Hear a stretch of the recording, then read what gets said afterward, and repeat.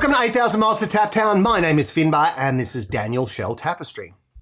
Today's episode, we go all the way to Belgium, to catch up with Daniel.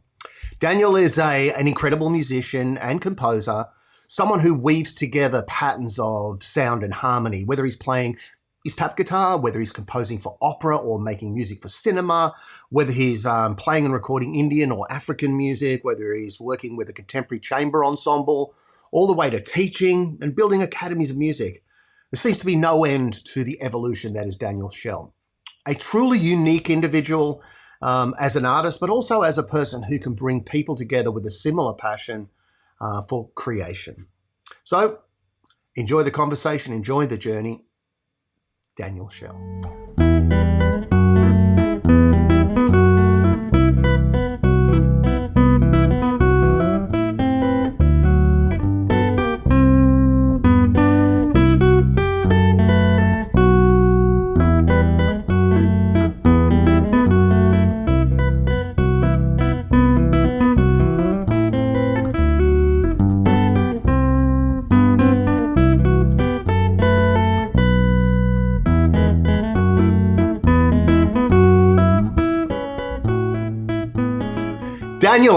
Daniel, it's so great to have you, mate. Thank you so much for joining the show. You're a total legend in the community, so it's I'm very honored to have you on.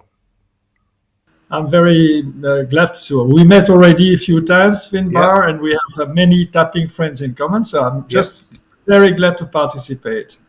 Well, it's quite a thrill, you know. It's talking to all these great people and great artists and instrument makers and just getting a sense of the community and, you know, going back into the history is just fascinating for me. And I'm sure a lot of other people, because people have been messaging me and I'm getting a lot of different comments about the everyone's story. And you know, what's amazing to me is your story, Daniel. You know, you've got everything from operas and doing compositions for dance and, you know, your math music theory and musical cinema and everything from, you know, civil engineering. So it's just this big, rich tapestry, which I want to delve into, if that's all right with you.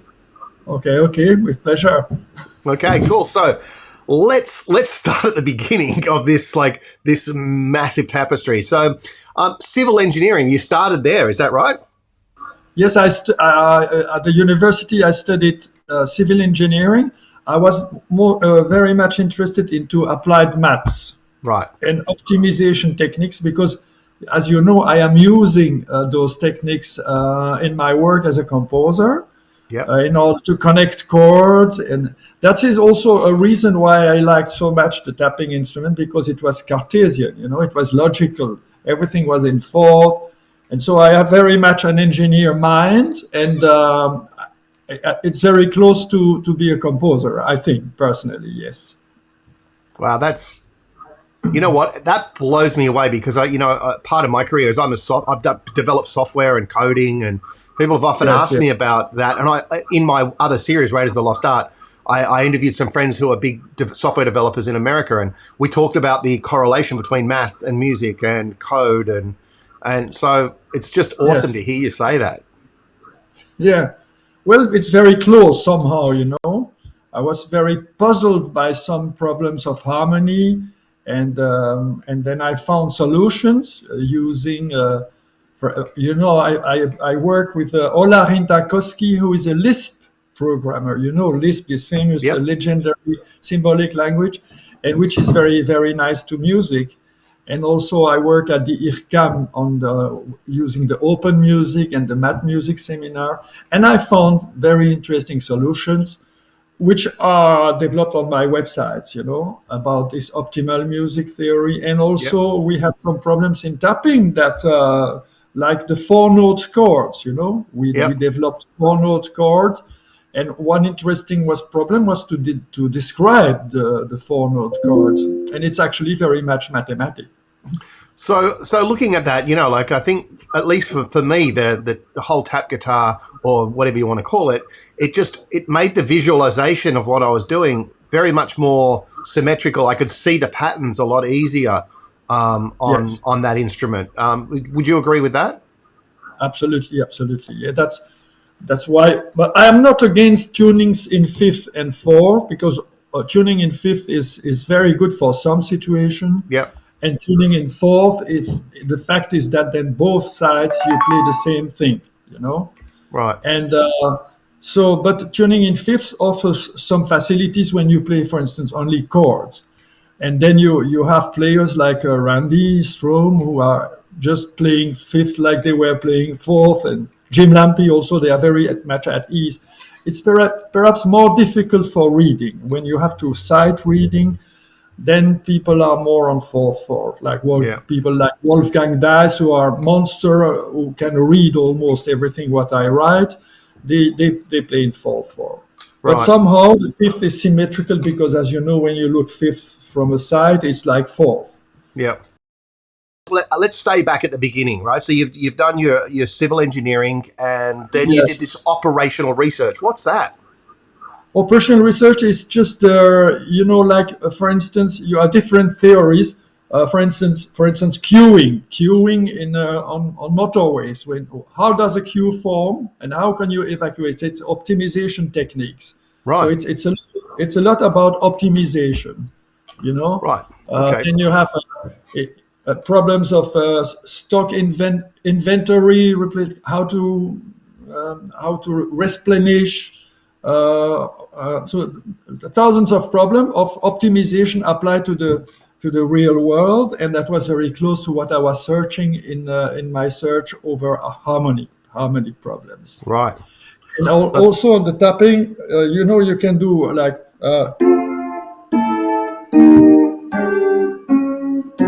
that kind of chords who are very much related. You can do translation very easily, much more easily than on the piano, because it's just graphic, you know. That's where the word harmony is much more than musical harmony. It's in a way, it's how the patterns work together, how the playing styles and when you talk about harmony is a science of nature, because Pythagoras they discovered brothers. Look, when we they had a string. And at the string, they were put a bucket of water hanging to the string, and then they were doing blowing. And then when they put twice the volume of water, they discovered the octave, because with double tension multiplied by 2, you had the octave. And then they put a third unit, and they had the fifth. And then five times they had the major third. And then brothers, look, the whole numbers is the nature. And then they counted the planets, and they said, listen, the world is governed by whole numbers. It was an extraordinary discovery, and harmony is the study of that. We start with the major chord, of course, that we all know, which is the perfect chord, because involving the first prime numbers 1, 3, and 5. And Lamonte-Young rediscovered that with the well-tuned piano. And then you study the chords. Harmony is such a fundamental science of music, but you have to practice. It's not easy, especially on our instrument, because we have to play in all tonalities. So it's for me, it's the most interesting thing to study in music. It is harmony.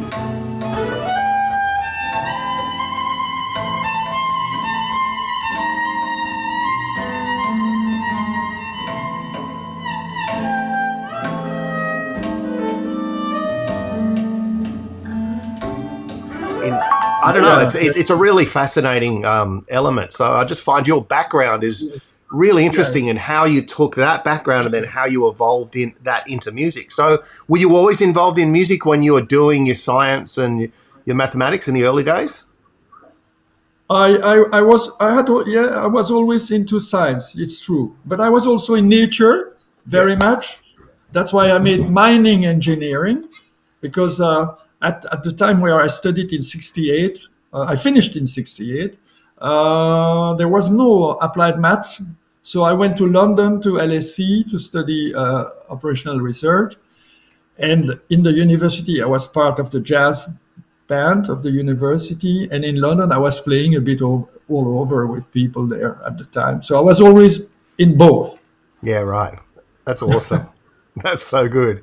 And so then, when did you first see that? Was it 1980 or 90 or something when you first met Emmett and you first saw your first stick? I think I met Emmett. Wait a minute. I'm not in the. It was in the 70s. 70s, right? The exact date, I don't know. I went to Laurel Canyon. Right. He was still living in Laurel Canyon, where Zappa was living. Oh, yeah. I know that house really well. Yeah. You know the house? Yeah. Yeah, well, Ahmet Zappa's my business partner in another venture. I've been to that. I've recorded in the studio there. I've done, yeah, it's a good house. Yeah. And then Johnny Mitchell lived there also. Yeah. So I met Emmett. The way I was playing the classical guitar since I was 14. And then I was missing strings on the classical guitar, only 6 strings, And then that's the first thing. So I saw Narciso Yepes, and he added a D and a C. He had 2 bass strings.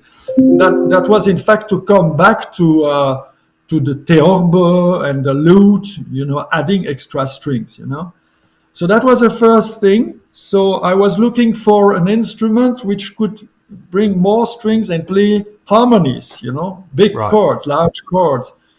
I was looking for that, and also I was poisoned by the third, mi la re sol si mi, the third, the G and G to B, B, A. So I was playing a lot in E, A, D, G, C, F, everything in fourth. Okay, so that was an idea I had in mind, and I was saying I will marry the guy who is coming with an instrument where it's all in fourth.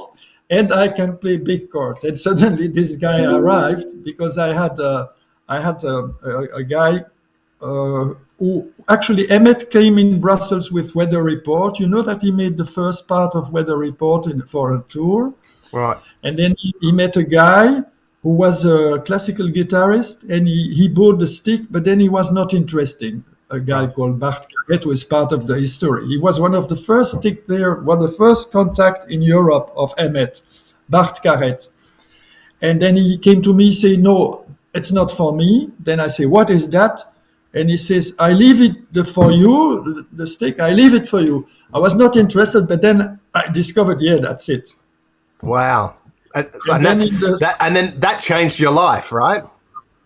Changed my life. Then I started to play, and then I went to Emmett, and we had a good time together.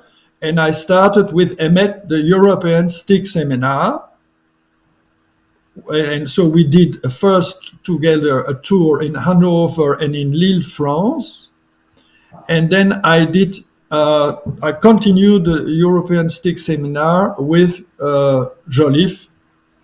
And then we had we had a little disagreement because Joliffe and Emmett were not so happy together, and but me, I kept a bit out of that. So I continued to work with Joliffe because he was just an extraordinary player and teacher. And then it became the European Tap Guitar Seminar because Emmett said, please don't use the word stick because you are not from Stick Enterprise. For me, it was perfectly okay. And so I say, what shall I call it? Tap guitar. Tap guitar mean in French, tap. Right. So the tap guitar or the tap guitar. So it was because touch guitar in French doesn't mean anything. Right. But guitar. So here around in France and in Belgium, everybody used tap guitar. And in the English world, let me get this right. So from a chronology effect, you've done your operational research, you've done your civil engineering, you've been playing music, guitar. You wanted to expand the strings. You saw someone else bought this stick, then you ended up with it. Then you've sort of now evolved into building this ETAP or the European Tap Seminar, right? And yes. that whole, for those that don't know, that are not part of this community, Daniel has basically brought together this world for so many years and been doing it for so long, being a figurehead for this community. How long has that whole ETAP seminars been running for now, Daniel? I'm very bad in history, but more than 1 year. More than 1 year. Okay. Yes. I think like 30 or 40 years. I don't know. Wow, that's so cool. Ask people. But the last year it was online, you know. Right. Yeah, it was online. Because it was of COVID not actually, and all that sort of stuff. It's very nice online, in fact. Did it work well? Yeah.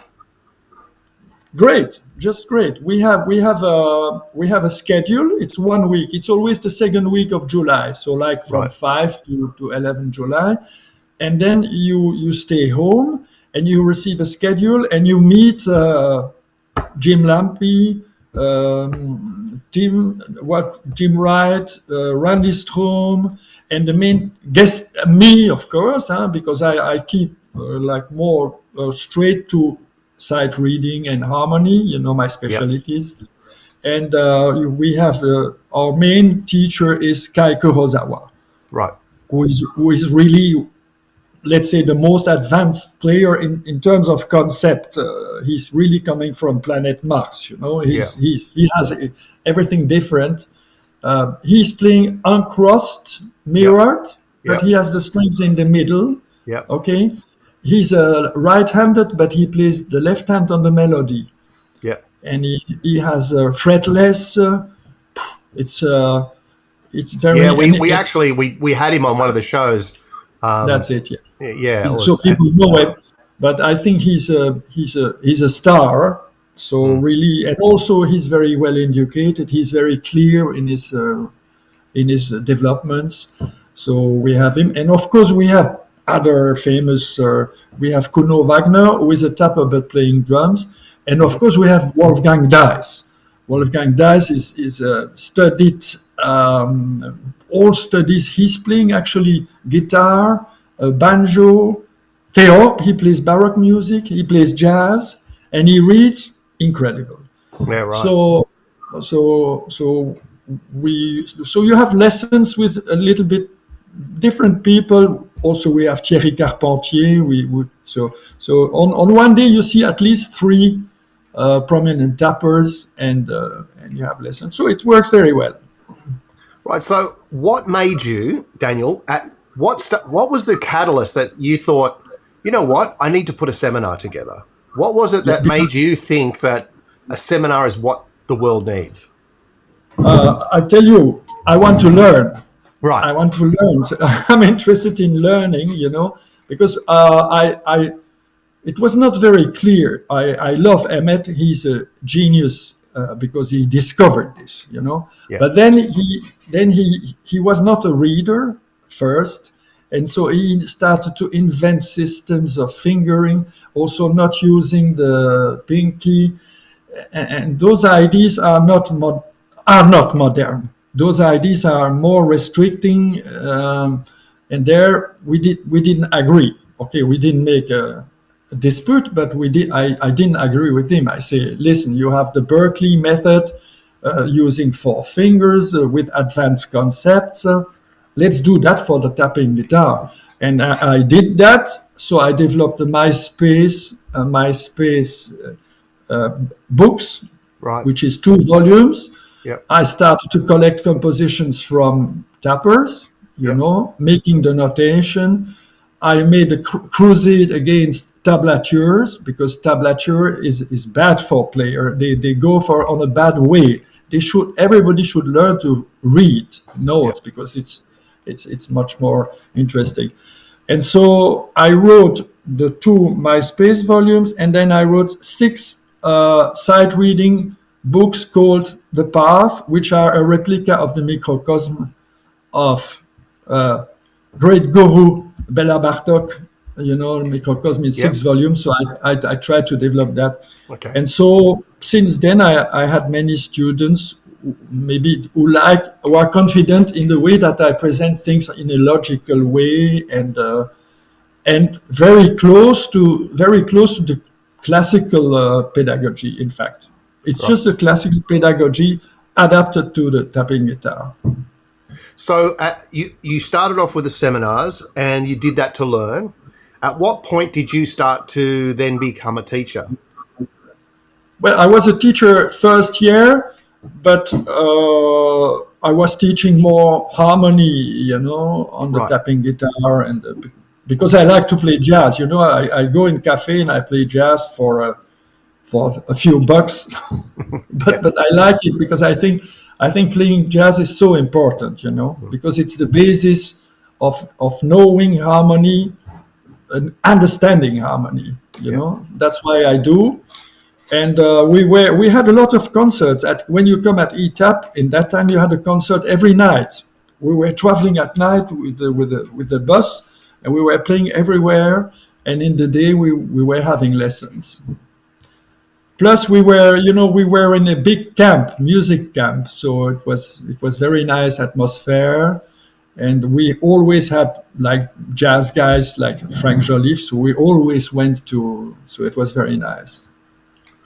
So, okay, so let's go into just touching on this other stuff. So you've composed for film, dance, you've done operas, you've done a whole bunch of stuff. So let's talk about that. So you've got your ETAP seminars, and then you were working as a composer, or you're writing your operas, or that's just something that's always going on?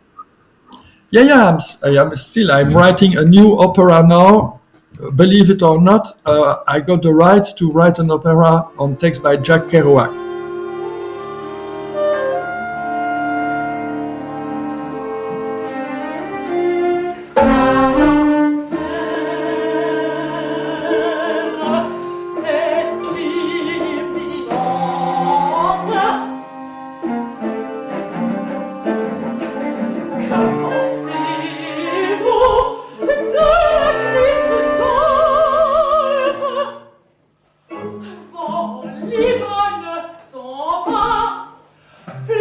From the Kerouac. Okay. Yeah. It's not on the road, because I found on the road not exactly good for an opera, because it's a long thing, But I write on two other books of him, the Dharma Bums and Big Sur. I don't know if you read those, and so I work on opera on it, because I just find the prosody of Kerouac very much interesting and poetic. And I really like. Excuse me, I'm going to ask the lady to stop. Aldona? Excuse me. Aldona?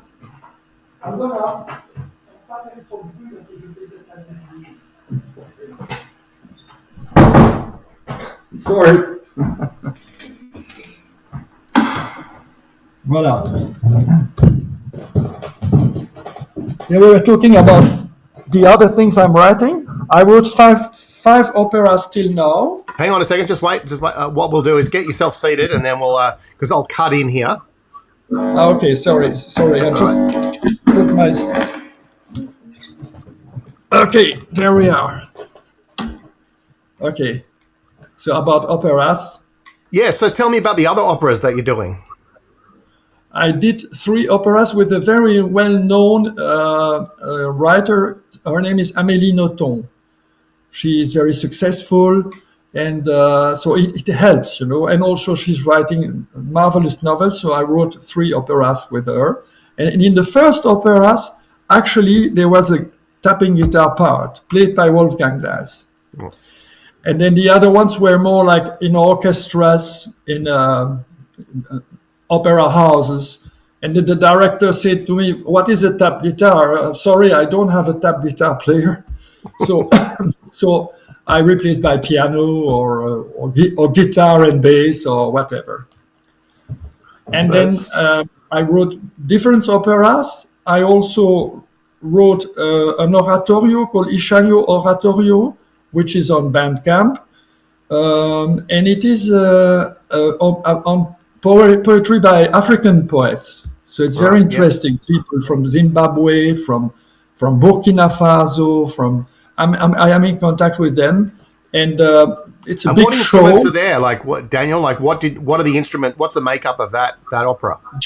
djembe, Right. Yep. traditional instruments, Yep. but mainly it's for a choir. It's a big choir, a professional choir from 20 to 100 singers with Wow. a chef.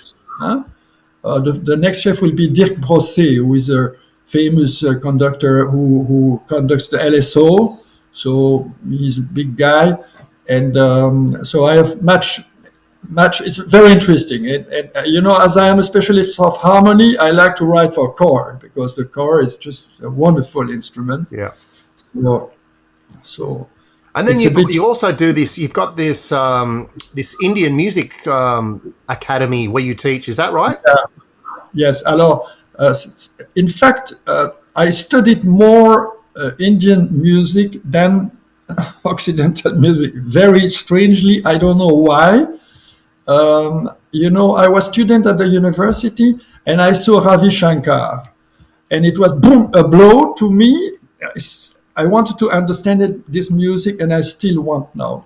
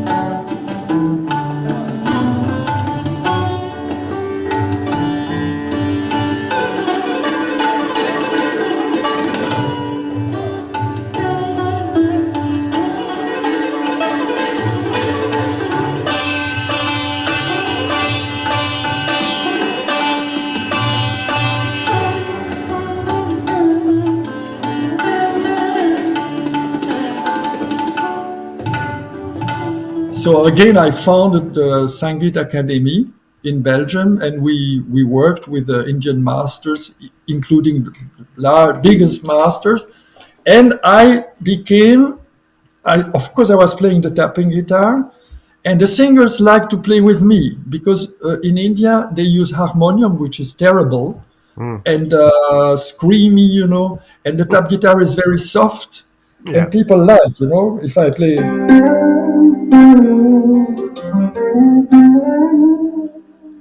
I can bend, I can play low tunes, and I can play the drone in the left hand. And so they no problem. When they come in Europe, they say, I want to play with Daniel, because I studied also raga a lot. And the tapping guitar is very extremely interesting for the Indian music. Yeah, very interesting because you can do a lot of things. And it is very close to tabla, because with the fingers, you know, tabla,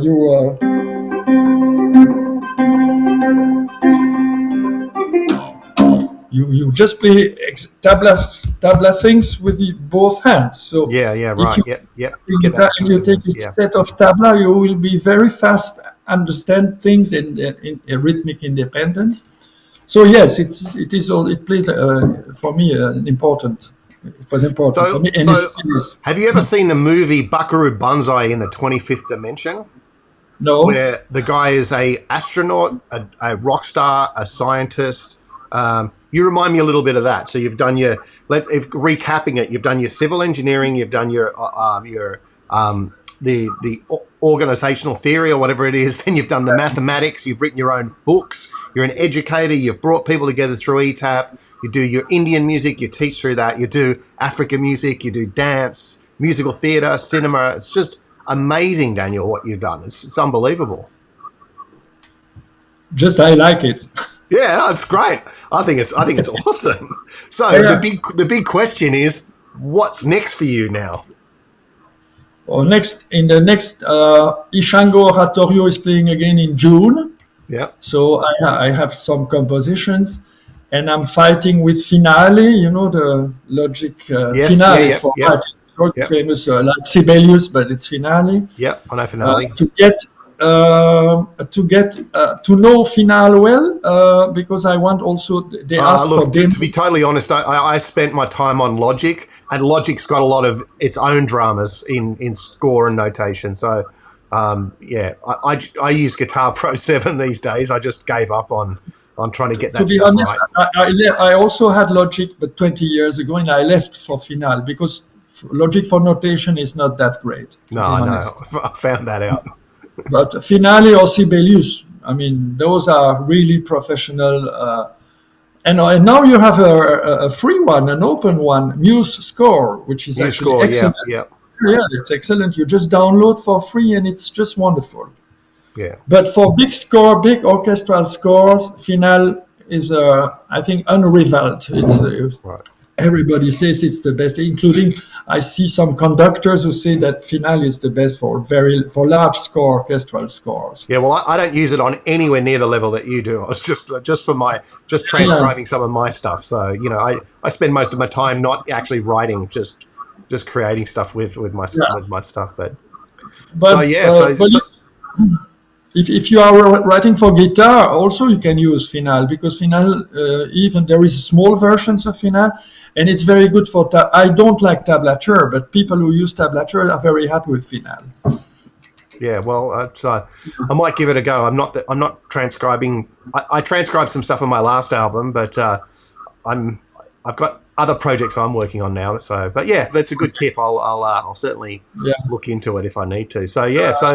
And have you got any other music styles or anything else? Any new horizons for you, or things that beside the your work that you've got coming up? Are you exploring any new musical dimensions? No. New music on one side, which I apply to the tapping guitar. Like now, I'm working a lot on 4-note chords, and some concept going with 4-note chords. Like we at the last years in ETAP with Randy Strom, when he came with this idea of 4-note chords, and we were describing the chords in terms not of name, but in terms of interval vector.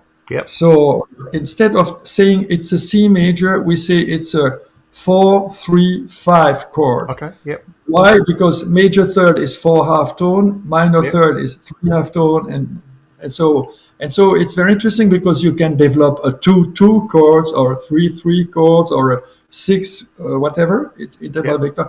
That's that's new, and the students were very happy, and it allowed us. So we discovered together, in fact, by studying. You see, Randy Strom comes with one thing. His famous chords. There's the famous $6 chord. Yeah, Randy's. Yep. The famous $6 chord, and so from there we developed that, and also I was interested as a math music to describe formally the 4-note chords, and the question is how many 4-note chords can you do on a tapping guitar, because the fingers cannot do everything, they cannot do.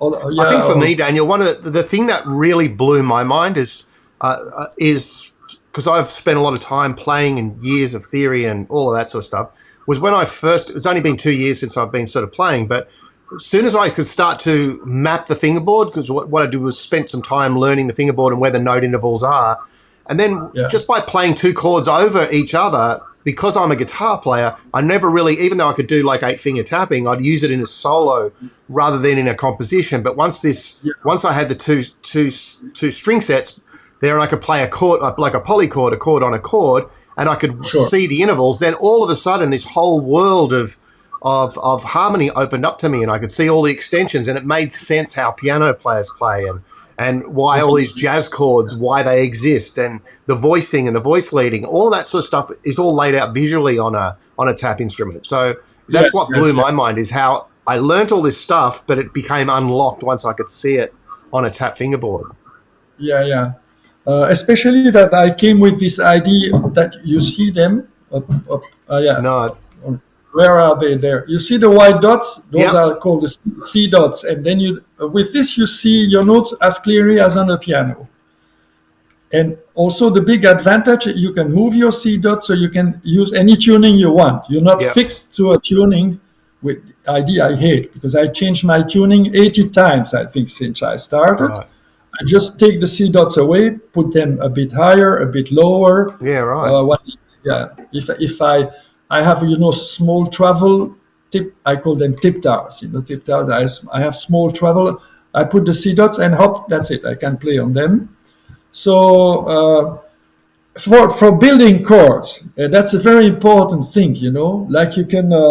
If, for instance, on the right hand, it's difficult to do more than 4. Although with Jim Lampy, we prepare a class on using the thumb, so Yep. that allows you also to play extra big chords, like for instance, Yep. you don't see, but you guess what I'm saying. I know exactly what you're. I've actually been playing with that myself. That's it. And then yes, you want to. I will show you. So I don't know if you can see. Yep. Here I do a 4-note chord. Yep. Okay, and then on the bass I can find three notes, and I have this. Yep. Or whatever. Yep. Wow. You can find new sonorities. Yep. And for me, they sound better than on the piano, because the 100%. piano is fixed. Boom. Plus, I hate the pitch of the piano because it's temperate. And here you can correct, actually. If you play with the violin, you can say, "Oh, this third is a little bit too high." But you know what I mean, right? But on the tap guitar, you can visually see it. It's on a guitar because you've got the broken sort of intervals. It's a lot harder to see visually. But with no matter what, when you're using parallel fourths, fifths, or whatever, it becomes, for me anyway, it just becomes so easy to see and visualize the different chords and the harmony and the way it's working. Yeah. Plus, we have a distinctive advantage. Suppose you are playing with the singer in C, and then you say, "Well, tonight I feel a bit bad. Let's play it in B." We just do exactly the same. We are cheating. Yeah, absolutely. Hey, cheating's good. we have some troubles with the guitar. Definitely we have, but we have enormous advantage that we can transpose visually. Some easy. Yes, the visualization of the board is enormous. Yeah. And for me, that's why I like 4/4, because I just play exactly the same thing. So what is your setup now, Daniel? What instrument's that? Is that a Siggy instrument, or is that a... No, it's a unique instrument that was built by Paul Belgrado. Okay. And what's the string setup? What's the what is it, uncrossed, or is it? It is uncrossed, right, and it reflects the symmetry of the hands. Right. Me, I believed always that the hands should do that and not parallel. So I don't see if you see that. Yeah. So the bass strings are here and here. Yeah. And then it's a fourth, just 1 octave apart. Right.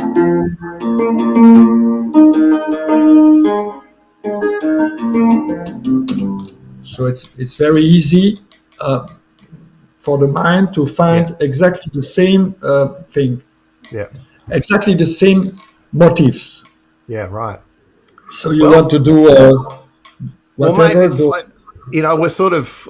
It's just so great to chat to you. It's like I feel like I'm talking to one of the legends of the whole industry here. But it's great to get your insights, and I love the whole math and music and harmony and compositions, and what you're doing is just awesome. And especially also bringing the whole community together and continuing that for so many years. It's a credit to you, buddy, and really, really honored to have you on the show, and and get your insights.